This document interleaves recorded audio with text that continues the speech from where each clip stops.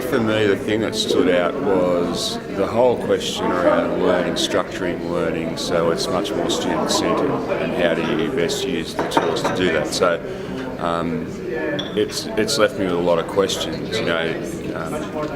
You ask the question, the answer question's you. So I'm sort of going through that thinking process, and I need to get together with some key people on the staff to really talk through how do we plan for the next 5 years in terms of changing that approach to learning that we currently have to make it more student-centred.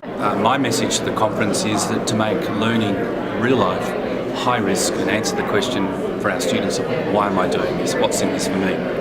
What I've got from the conference, apart from the companionship that I always get from a conference like this with my fellows, is the notion that technology can be used as part of our learning, not as a tool on its own.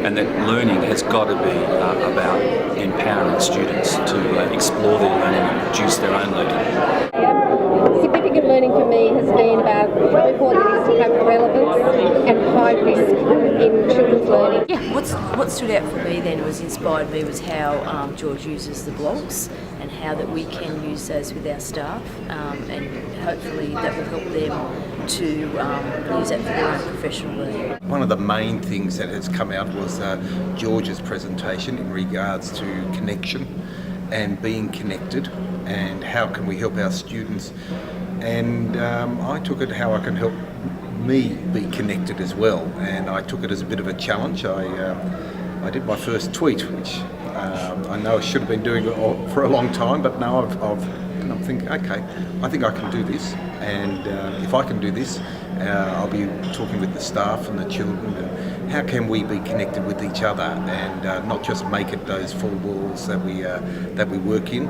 make it a broader education for the children.